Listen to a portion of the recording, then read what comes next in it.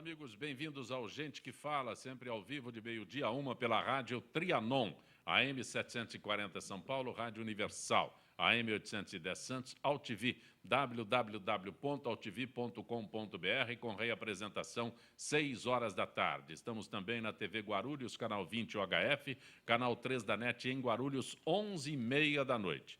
Visite nosso blog, conheça nossos colunistas e colaboradores, gentequefala.com.br, nossa fanpage, Facebook/programa Gente que Fala. Você pode participar através do chat no site da AltV, ainda o WhatsApp 974012235 e um telefone que fica à sua disposição, que é o 5052-6622. Como toda quinta-feira, gente do MPD que fala. Gente do Ministério Público Democrático que trabalha conosco sempre às quintas-feiras e mais uma edição que estamos juntos aqui. Doutor Vladimir de Freitas, prazer tê-lo aqui, doutor Vladimir. É uma renovada satisfação estar participando do programa para prestar serviço de utilidade pública no campo do direito. Quanto tempo o senhor atuou como juiz do trabalho? Uns 15 anos aproximadamente. E como é que fica assim quando alguém com a tua competência, a tua jovialidade se afasta do... Na realidade, eu não estou afastado, né? Eu não gosto de ficar falando por questões particulares, mas eu me mantenho ativo na advocacia. Não, mas certo? Eu estou falando como juiz do trabalho. Não, como que o senhor se mantém ativo como não. com seus conhecimentos jurídicos, eu nem questiono. Não, como juiz do trabalho, eu acho que a gente cumpriu já uma etapa da vida, já prestou a colaboração que a gente tinha que prestar para o judiciário e principalmente para os jurisdicionados. Foi uma época em que a gente vivenciou altos e baixos, como todas as profissões e todas as carreiras, mas é gratificante. Isso eu posso testemunhar, que é extremamente gratificante e dignificante a função pública de magistrado, de qualquer área que seja, não apenas de magistrado, mas todo o pessoal que está focado na justiça, o pessoal do Ministério Público, o pessoal de delegado, enfim, todos eles são carreiras que dignificam, porque todos estão dentro de uma vocação para prestar um serviço jurídico. O objetivo, na realidade, é exatamente de uma forma ou de outra, da melhor forma possível, com certeza, se atingir uma distribuição de justiça que tente minimizar essa diferenciação social que existe, que tente aproximar as pessoas da justiça. Graças a Deus, nos últimos anos, a justiça tem se aproximado bastante da sociedade. Isso daí eu acho que é um ponto extremamente positivo, não só para a justiça, mas principalmente para a sociedade, que abriu um canal muito forte para que pudesse levar seus conflitos. Enfim, toda essa evolução surgiu, com certeza, a partir da Constituição de 88, mas nas últimas décadas isso aí ficou mais evidente e a sociedade como um todo entendeu bem essa função do judiciário. Boa tarde, doutora Thaís Jurema Silva. Boa tarde. A senhora é presidente do IBRAC. O que é IBRAC? Isso. É Instituto Brasileiro de Resolução Alternativa de Conflitos e Conciliação. Instituto Brasileiro de Resolução Alternativa de Conflitos e Conciliação. É bom tê-la aqui. É muito bom ter estado ao seu lado novamente, convite do MPD. É sempre bom estar aqui.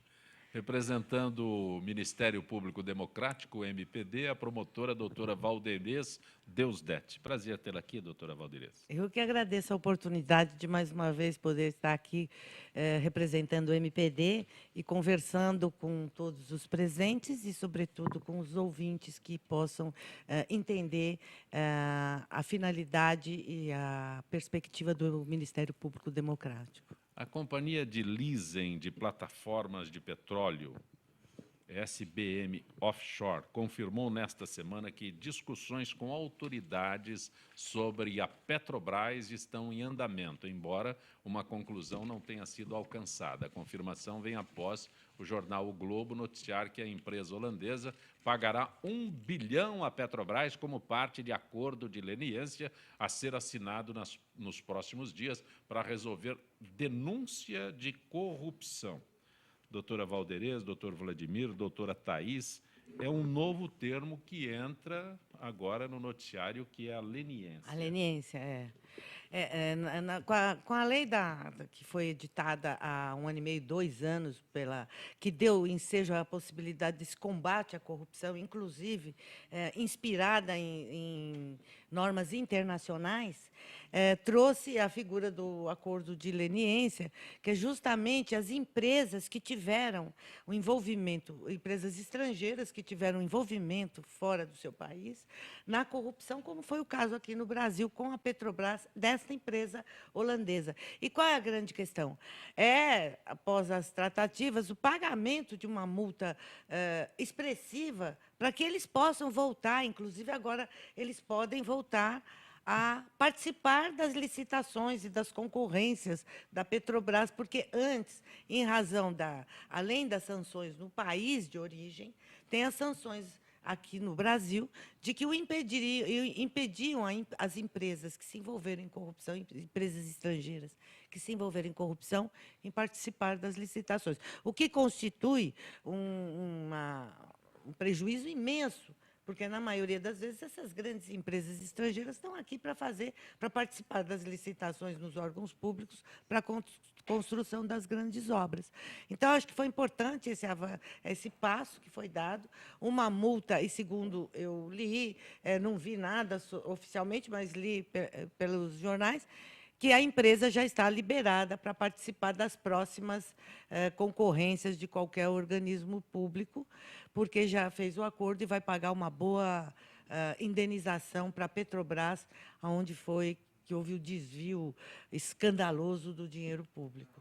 Doutor Vladimir, agora, quando se fala, os termos vêm a público, né, e, de repente, começam a ser usados com insistência. Eu disse à doutora Valderez sobre leniência, um acordo, mas aí a empresa já nem pagou e já é habilitada?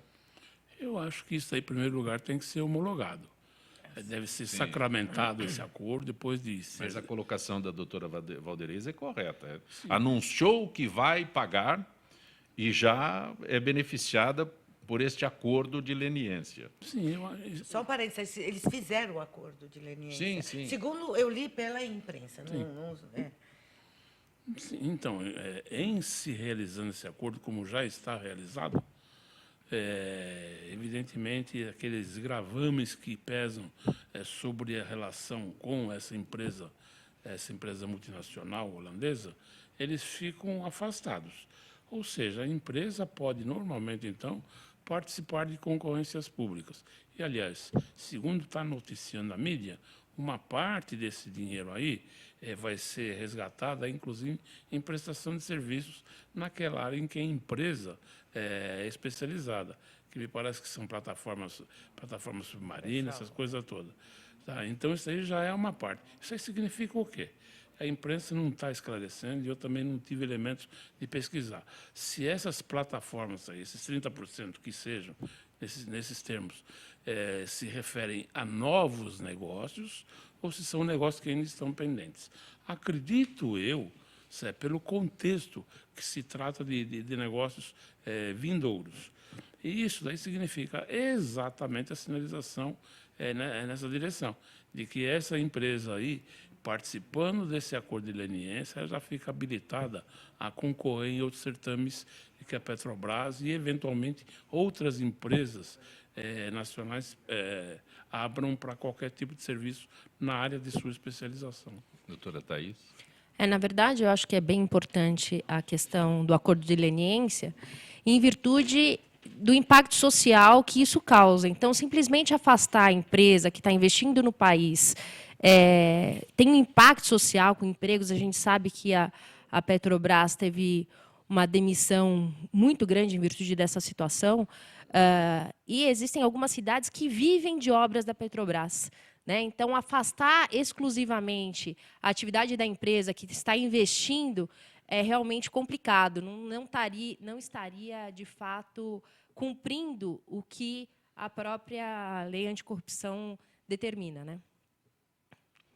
Algo a acrescentar, doutor? Não, é só. Esgotou aí? Eu fico preocupado, porque os assuntos são muito constantes, não é? E a cada instante tem uma vertente que a gente fica imaginando se terá um fim nisso ou se aparecem novas denúncias, novos envolvimentos. Então, Mas isso vai aparecer. Vai aparecer.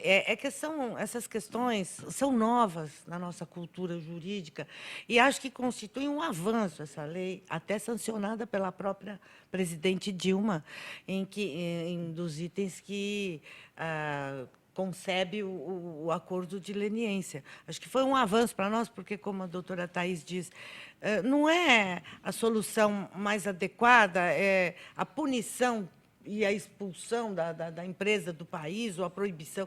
É importante que a empresa gere empregos e que produza aqui no nosso país, mas é importante também que respeite as regras de moralidade administrativa, que são conceitos constitucionais que nós temos e que deve ser impregnado na cultura do brasileiro. E agora eu acho que a gente está caminhando para a solução. E, sobretudo, as empresas têm muito temor das sanções do seu próprio país de origem, que toda essa questão surgiu fora do Brasil, especialmente nos Estados Unidos, de punir as empresas que praticam corrupção fora do seu país de origem. doutora Valderez, doutor Vladimir, doutora Thais, por não, doutora. Não, é importante a gente só observar que o acordo de leniência não quer dizer que está passando a mão na impunidade, tendo impunidade, pelo contrário, né? Então, na verdade, a questão do acordo de leniência, ele tem esse outro impacto e não quer dizer ausência de punição, são coisas totalmente diferentes. Então, às vezes a gente vê na mídia, tem acordo de leniência, nada vai acontecer com a empresa, ela paga, ela tem condições financeiras para pagar um bilhão, que seja, mas isso não quer dizer que ela não vai ter as suas punições, né? Simplesmente observando a questão da corrupção de uma forma sistêmica, né? Exatamente porque a corrupção tem um impacto social tão grande, né? E que hoje a gente está vivendo isso, inclusive, com as empresas internacionais tirando dinheiro do nosso país, né? Então, a gente tem que mostrar que, na verdade, apesar de a gente estar passando por um momento de crise muito séria, que é possível investir no país e que o país tem que voltar a ter credibilidade e que essas pessoas que vivem, inclusive, dessas empresas que têm algum lastro com empresa pública, necessitam disso, né? Talvez eu não tenha até formulado bem a questão quando eu me referia à leniência, né? Não é um termo novo, né? Mas eu digo que, de repente, parece que emerge assim, vem à tona, então todo mundo se apega, acordo de leniência, não é um termo novo, não é Mas no universo recurso jurídico, novo. No universo jurídico, Próximo, por favor. no universo jurídico, ele surge como uma novidade. Nos termos em que ele foi proposto. Então, o termo pode existir. Aqui no Brasil. Aqui no Brasil, sim. Aqui no Brasil, é isso. Doutor Vladimir? Eu só espero que não só essas multinacionais, que têm uma cultura que já advém de seus países de origem, nesse sentido, né, de preservar uma atitude administrativa, procedimentos administrativos que afastam corrupção. A gente vê os exemplos dos Estados Unidos, uma série de países aí que penalizam gravemente essas questões de corrupção e corruptores. Eu espero que isso aqui também faça sucesso entre nós, os tupiniquins, né? Eu quero ver as empresas brasileiras participarem disso. Era exatamente isso que eu ia colocar. Porque nós estamos falando de uma empresa estrangeira que se manifestou por um acordo de leniência. Aplica-se também às empresas brasileiras? Sim, com certeza se aplica. A legislação é uma legislação geral E essa legislação, se eu não estou equivocado, ele estabelece uma série de compromissos que a empresa tem que se submeter.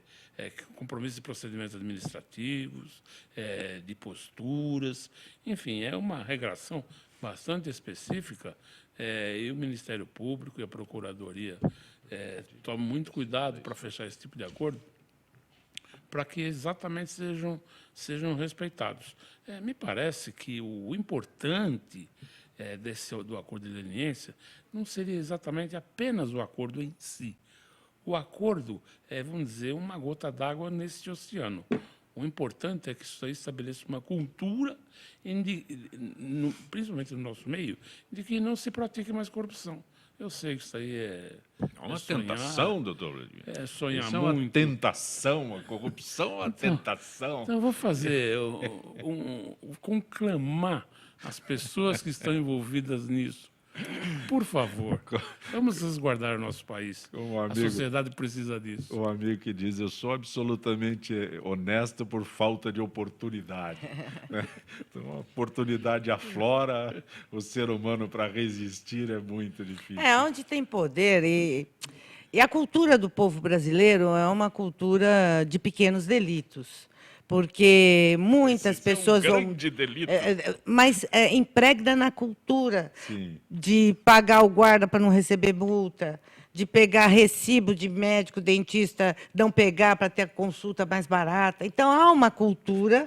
Ou pegar para justificar uma falta no trabalho. Uma outra coisa, exatamente. São pequenos delitos. Isso é uma cultura do povo brasileiro, lamentavelmente, que vem desde a época do Império, e que nós precisávamos também de políticas públicas no sentido de pessoas honradas, pessoas honestas, praticam esses pequenos delitos, porque acho que...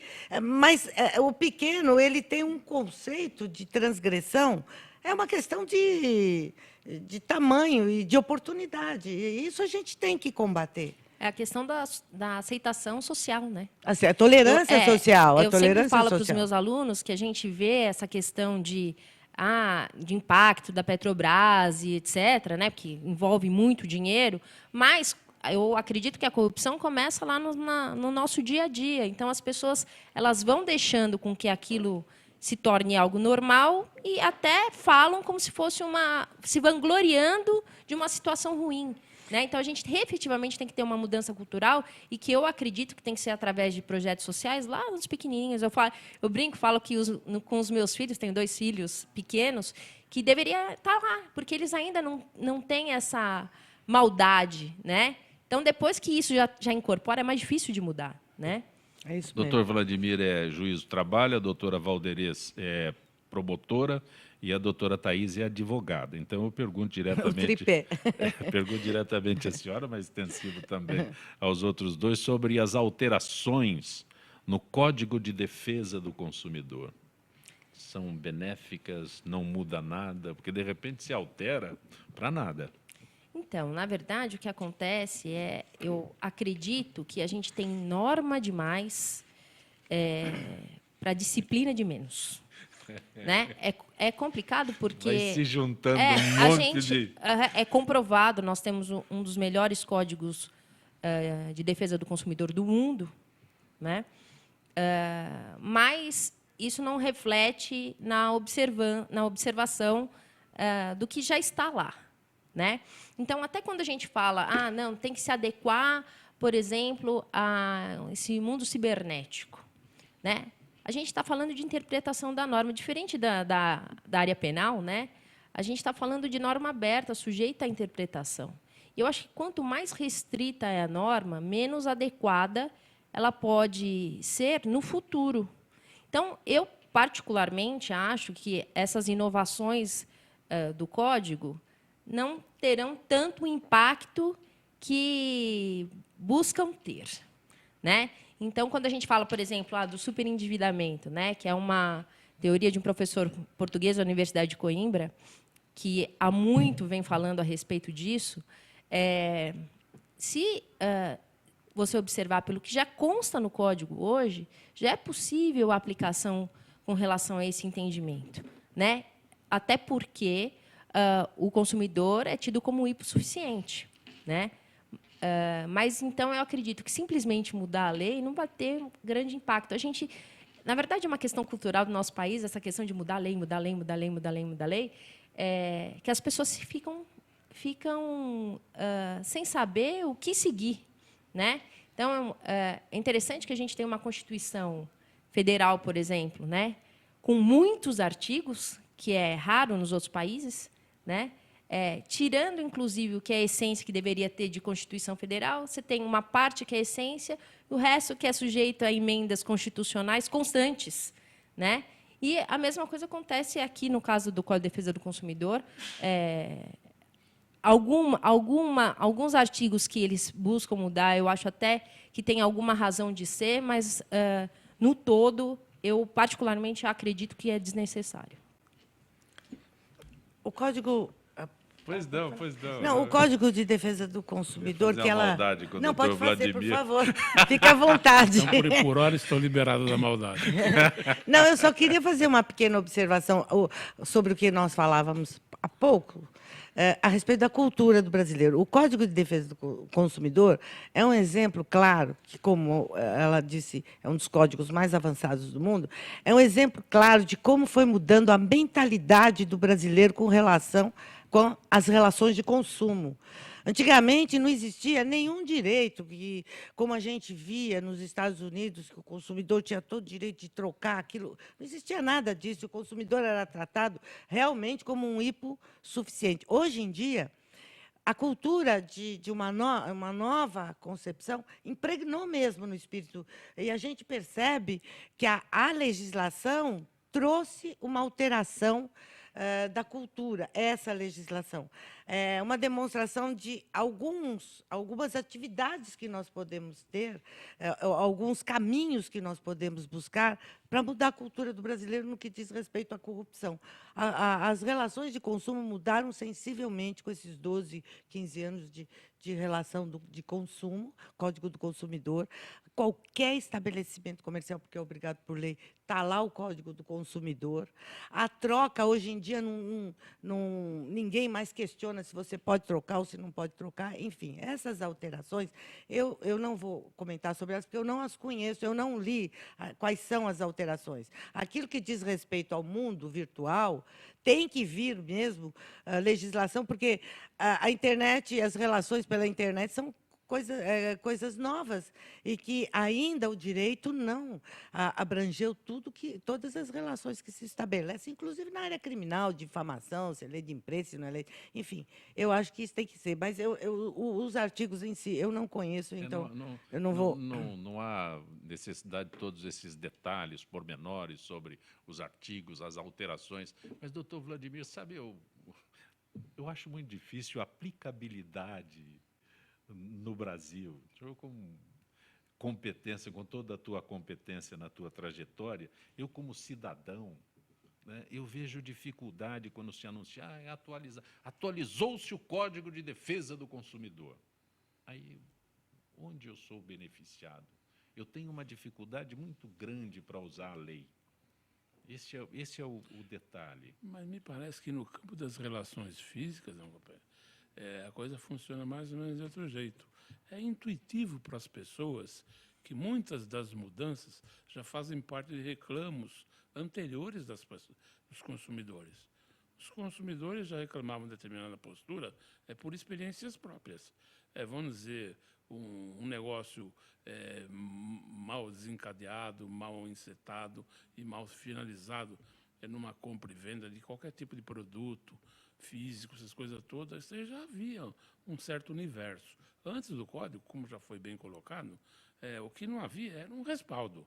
Você não tinha quem recorrer. Era a sua argumentação, às vezes até ia para o campo da força mesmo, né? Força física, era a sua argumentação contra a argumentação do dono da loja, do funcionário da loja e tudo mais. Hoje, depois de anos batendo nessa tecla, esse quadro mudou. Então, essas atualizações que estão ocorrendo, uma boa parte delas, que eu não as conheço assim a fundo, uma boa parte delas diz respeito exatamente a esse tipo de evolução. A evolução das relações físicas. O ponto que foi abordado, e aí que eu acho que é o grande business da questão, é a questão das relações virtuais. As relações virtuais, o negócio é complicadíssimo, é complicadíssimo. Vira e mexe, a mídia aí anuncia golpes aí através de sites e tudo mais.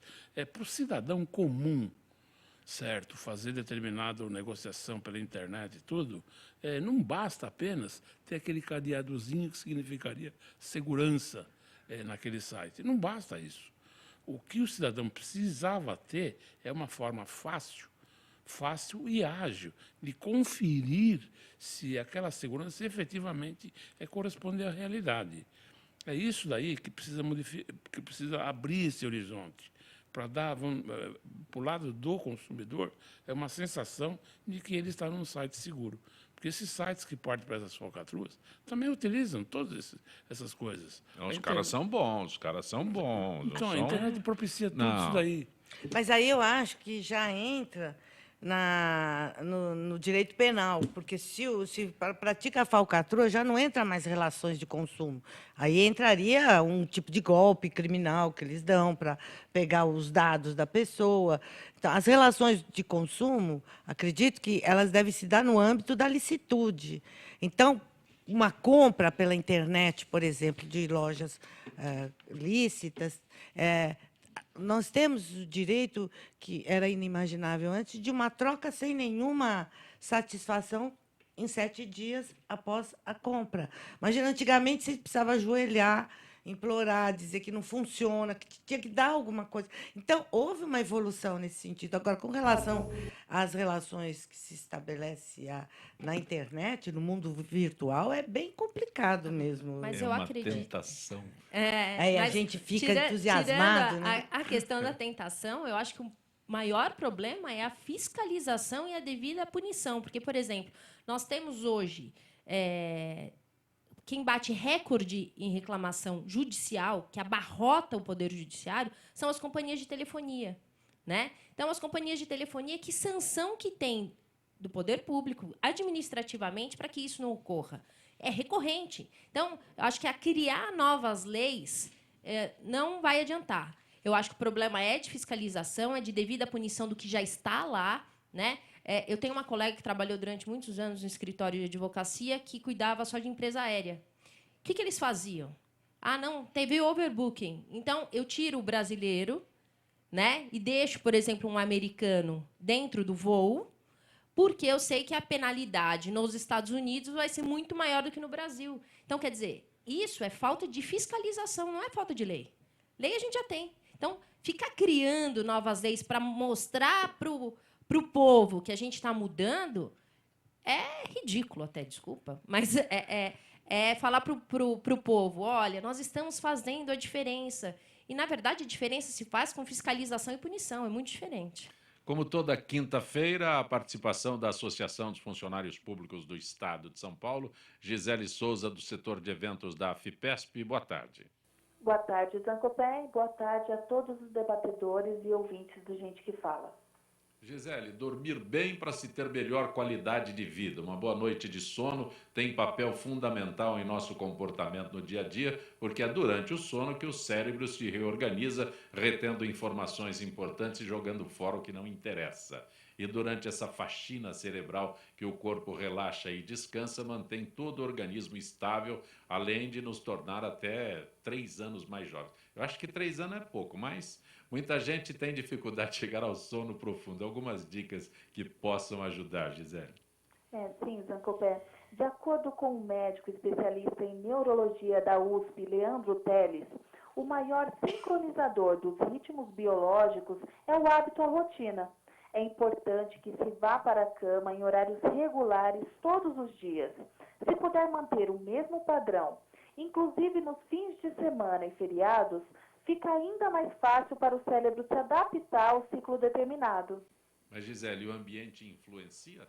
Com certeza. Para uma boa noite de sono, o ambiente deve ser harmônico e propício para dormir.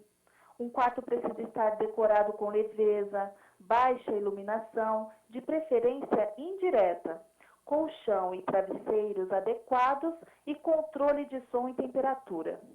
E qual a importância da atividade física? É aconselhado a todas as pessoas que têm dificuldade de atingir o sono REM, o sono que de fato leva ao relaxamento e ao descanso, a prática de atividades físicas regulares e diárias, de preferência aeróbica. O melhor horário seria pela manhã ou até o início da tarde. Não é recomendado exercitar-se após as 20 horas, uma vez que o aquecimento do corpo e a liberação de adrenalina, próximo ao horário de dormir, podem dificultar o sono. E a alimentação à noite?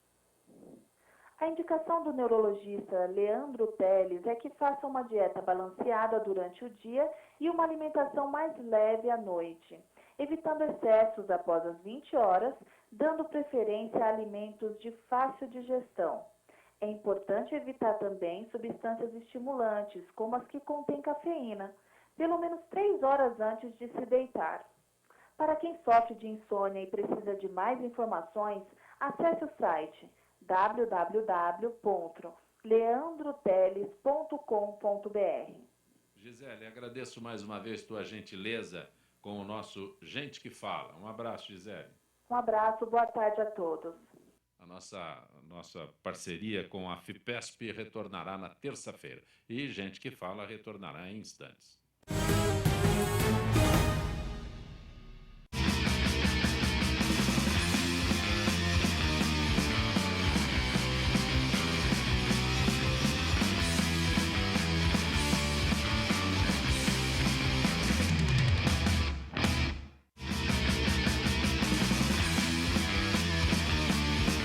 Olá, eu sou o João Carlos Boldan e apresento aqui na UTV toda segunda-feira, a partir das 14 horas, o programa Saludes, com o apoio da Quantum Bio. Falamos das medicinas ancestrais, como a acupuntura, que é a minha especialidade, mas também de medicina quântica, biorressonância, biofísica, para a qualidade de vida e saúde. Venha com a gente toda segunda, às 14 horas, aqui na UTV.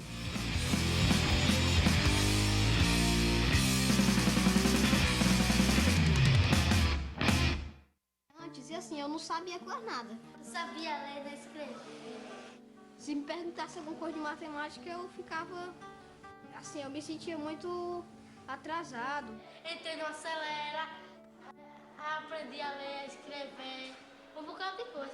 Eu sinto vontade de fazer muita coisa. Você fazer conta como sabia, você fazer tudo que eu nem sonhava de aprender. O Acelera Brasil me incentivou muito a estudar, sem querer ser alguém mesmo na vida. Ser famoso também. Agora eu tô estudando, tô feliz da vida. Pra ser alguém na vida, tem que estudar.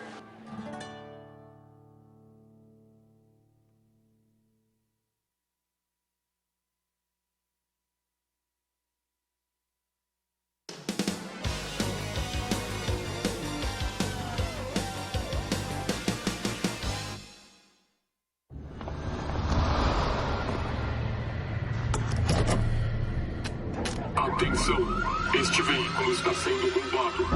Ligue para a nossa central e diga a localização exata desse veículo, porque com o localizador instalado nele vai ser difícil encontrar. Chegou o Bebom, rastreador com tecnologia de telemetria de última geração. Com ele, você sabe exatamente onde estão seus veículos, frota e família. Contrate agora. Acesse www.bebom.com.br. Ninguém gosta de fila. Imagine uma fila de 7.000 pessoas, ou 12.000, ou até 27.951 pessoas. No Brasil, as filas de espera para receber órgãos são imensas. Fizemos as pessoas sentirem na pele o que significa estar em uma fila gigante esperando um órgão. Para isso, substituímos as senhas em diversos locais de espera pelo número real da fila para receber um órgão. 7951. Grande pra isso aí, hein? Nossa, que número grande. Poxa, moço, que isso?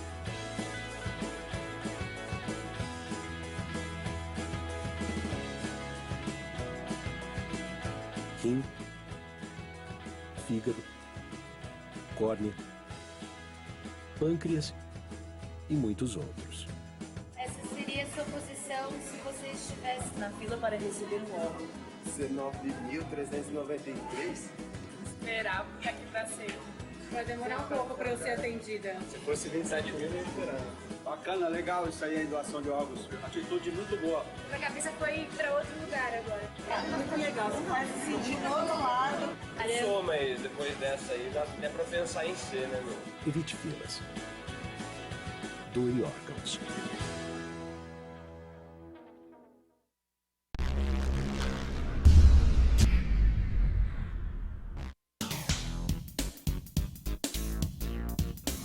Sim, meus amigos, muito prazer, eu sou o Sérgio Oliveira e estou aqui para lembrar vocês que toda segunda-feira, 9 horas da noite, eu estou aqui na TV da internet com o Futebol Alternativo TV.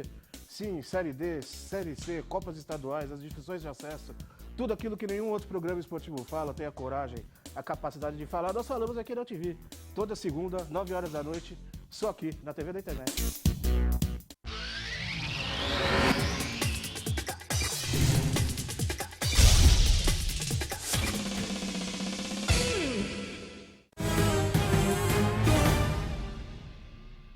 Você está acompanhando Gente que Fala pela Rádio Trianon, AM 740 São Paulo, Rádio Universal, AM 810 Santos, AltV, www.altv.com.br, com reapresentação 6 horas da tarde, TV Guarulhos, canal 20 UHF, canal 3 da NET em Guarulhos, 11h30 da noite. Nossa fanpage, Facebook/programa Gente que Fala, o telefone 50526622 à sua disposição e o chat no site da UTV também para você.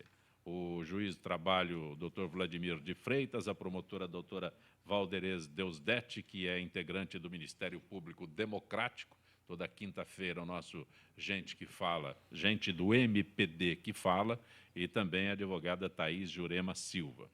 Está em todos os jornais, em tudo, todos comentam.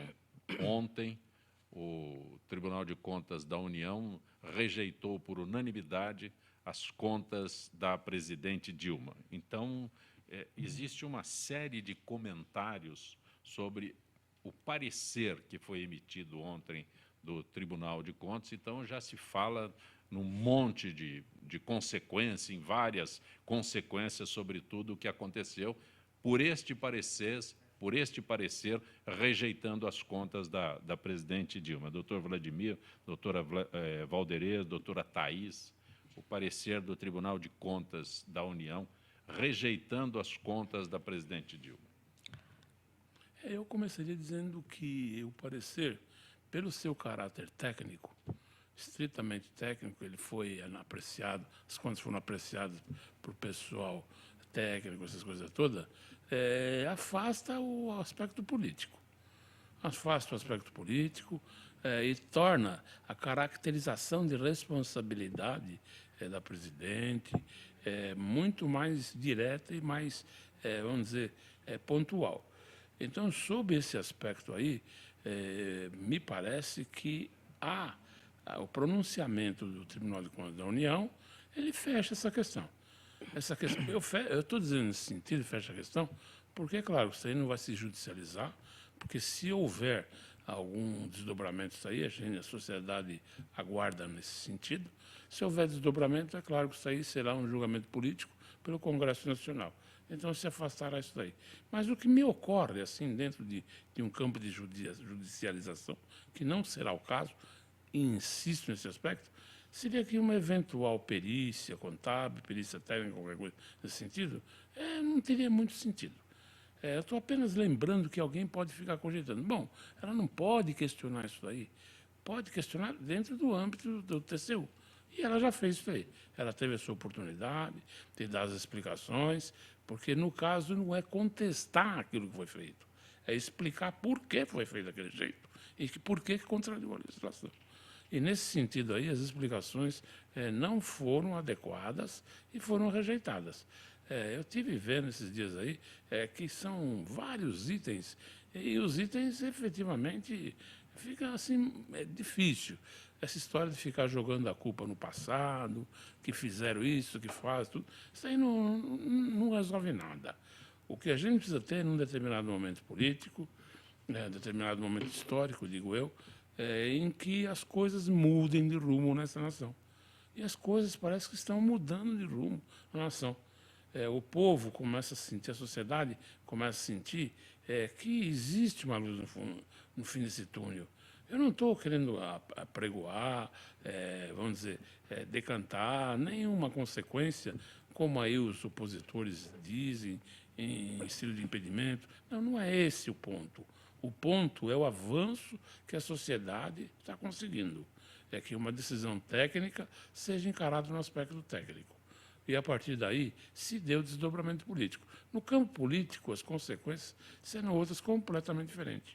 Aí vai ser uma questão de composição de forças, num desdobramento, como que isso aí caminharia no Congresso Nacional. Uma coisa já tem que ser dito desde já, é que essas contas que foram rejeitadas agora pelo TCU da presidente Dilma, elas vão ter que entrar numa pauta que vai ter que aguardar a apreciação de contas de outros presidentes, que ela não pode passar por cima dessa cronologia. Então, não é uma coisa que vai acontecer imediatamente, como, eventualmente, as pessoas podem estar cogitando. Então, vai demorar um pouco para que isso aí aconteça. Tá? Então, o que a sociedade precisa é ter exatamente presente isso daí. Que serão apreciadas pelo Congresso, serão necessariamente apreciadas pelo Congresso. O problema é quando. Pode acontecer, esperamos que não ocorra isso daí, que numa outra legislatura. E eu estou me referindo a isso aí porque há contas lá do presidente Collor que ainda não foram apreciadas, do ex-presidente Collor, do ex-presidente Lula, que ainda não foram apreciadas. E as legislaturas já se passaram, os momentos políticos já se passaram, a angústia da sociedade do momento também já se passou, mas fica aquela história, aquele ranço histórico.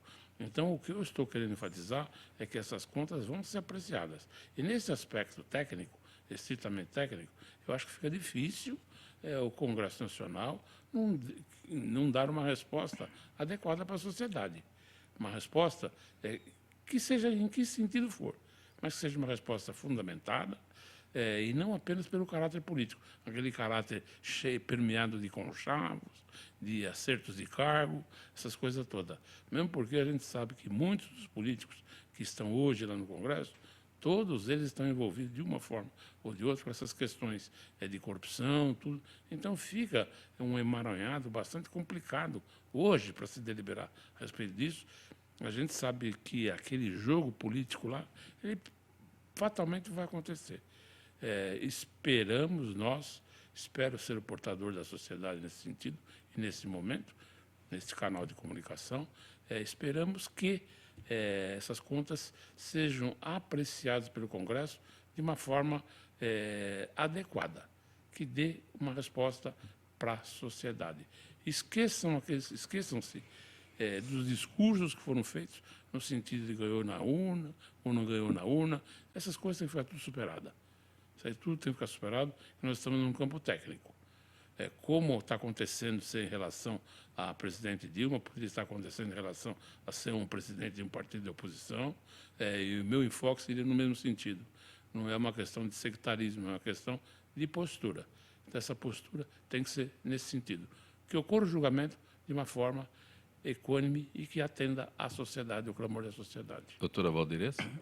Bem, eu concordo com o que o doutor Gilberto falou, só não concordo com a parte que é um julgamento eminentemente técnico, o julgamento do Tribunal de Contas. Não é, eu acho que ele tem um conteúdo político importante, ainda que os seus pareceres estejam fundamentados em contas, em raciocínios, e etc., mas ele tem um conteúdo político, a meu ver, importante, porque, senão, não haveria, como ele muito bem ressaltou, a presidência da República não nega a existência das, entre aspas, pedaladas fiscais. Ela justifica a existência daqueles empréstimos antecipados e o gasto, ela justifica, não nega. Portanto, o fato existiu.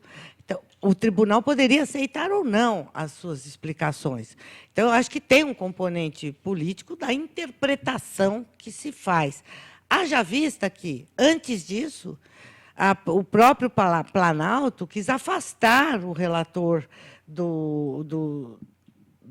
do Tribunal de Contas, e alegando parcialidade, porque também a gente observa que o Planalto se imbuiu da ideia que existe um grande complô sideral contra eles, né? Todo mundo está, o Procurador-Geral da República, do Tribunal de Contas, o Congresso Nacional, Estadual, a ONU, Vaticano, acho que todo mundo está contra, porque é uma coisa impressionante. E me incomoda muito essa justificativa de mas no passado já fizeram isso. Quer dizer, como se a soma de 2 erros conduz a algum acerto. Então, se fizeram, posso fazer? Então, se fizeram, vamos punir. Por que não puniram? Por que não buscaram também punir quem estava no passado? O que não pode é esse argumento, falar, se um fez, eu posso fazer. O certo é que, político ou técnico, essa decisão veio, a meu ver, numa péssima hora para presidente da República, que está vivendo não só a iminência de abertura de um processo de impeachment por causa de eventual crime de responsabilidade fiscal, ou, agora, pela rejeição. Porque no crime de responsabilidade fiscal, um dos fundamentos para o processo de abertura de impeachment, não pode ser no exercício do mandato agora. Mas há quem interprete diferente, porque a lei do impeachment de 1950, quando foi editada, não existia reeleição. Então, essa interpretação de falar, olha, o crime de responsabilidade fiscal, para justificar a abertura de um procedimento de impeachment, tem que ser no exercício do mandato. Hoje, há quem interprete que fala que não, porque há uma continuidade do mandato. A pessoa foi reeleita, tudo bem, inicia-se uma nova eleição e tal, mas é uma discussão, porque, pela legislação, tem que ser no exercício do mandato. O certo é que ela está numa situação difícil, politicamente difícil. O Congresso Nacional, uma boa parte da sua base de apoio, que, aliás, também está dando uma demonstração lamentável para o povo brasileiro, porque não se apoia o presidente da Câmara apenas e tão somente porque ele rompeu com a presidente, quando é uma pessoa que já foi demonstrado que tem atos de corrupção graves, dinheiro congelado no exterior, enfim, que foi processado e denunciado pela Procuradoria-Geral da República por corrupção, e se apoia a essa questão casuística. Eu acho isso uma política muito lamentável que se está demonstrando à sociedade brasileira. Doutora Thaís. Eu acho que, além dessa situação, a gente tem que observar que talvez a mídia tenha um papel importante, inclusive quando fala a respeito da decisão do Tribunal de Contas, porque parece que a decisão do Tribunal de Contas já é uma condenação, e não é, né? Então, como o professor falou, efetivamente é tão somente um parecer, né? Qual vai ser o desdobramento daqui para frente, que a gente sabe que tem uma veia política muito grande, é outra história. Mas né? é fundamento, porque não é fácil, não tem fundamento legal fácil para impeachment.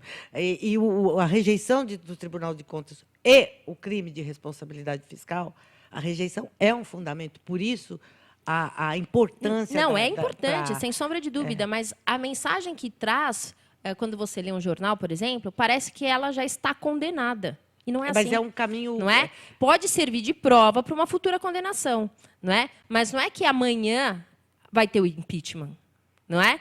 Pode ser que isso faça com que... Porque a gente sabe que o impeachment é um processo político, tá certo? Não é exclusivamente técnico, não é? Então, pode ser que isso fomente ainda mais essa situação. Nem técnico, nem jurídico. Não é? Só político. Estritamente só político. Então, só político. Este é o detalhe. Só político. Pode ser o fio da meada, né? Perfeito.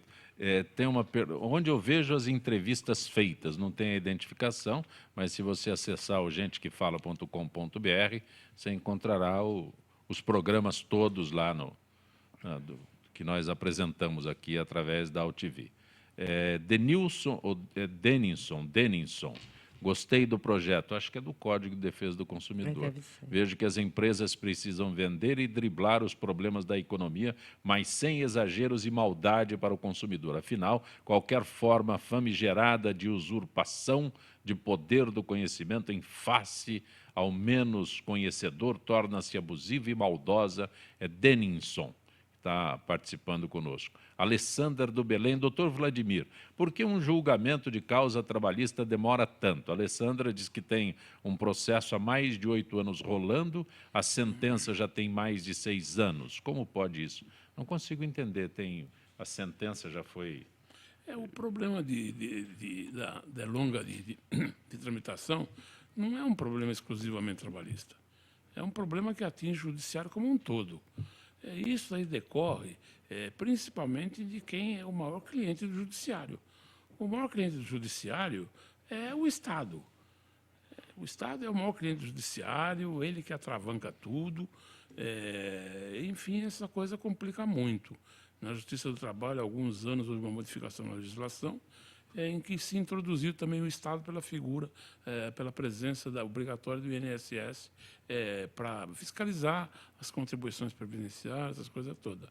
Enfim, naquela época lá, se transformou a Justiça do Trabalho com uma mão longa da fiscalização. Não seria esse daí, não é essa daí a função do Judiciário em si. Mas por que demora? Na realidade, o processo do trabalho é um processo ele foi estruturado de uma forma assim de simplicidade e para atingir exatamente a celeridade. Dentro dos parâmetros legais, dos conceitos doutrinários, jurisprudenciais, isso aí teria que funcionar exatamente assim. Acontece que a prática não é assim que ocorre. Por quê? Porque essa legislação aí, a aplicação dela, é uma aplicação assim, linear para os casos normais, para situações normais. As situações normais começam exatamente daquele jeito. Entrou ação, intima as partes para audiência, ocorre audiência, há acordo, não há acordo, defesa, prova, prossegue o processo, sentença, segue para o tribunal, eventualmente, ou senão já parte para a execução. Enfim, a formatação normal do processo é essa daí. O que ocorre, muitas vezes, e talvez seja uma luz no fundo do túnel para o ouvinte, é exatamente o que pode ter se passado no curso do processo. Às vezes, é um pedido de um adicional de insalubridade, de periculosidade, que obriga o juiz a terminar uma perícia. A perícia, nesses casos, é obrigatória por lei.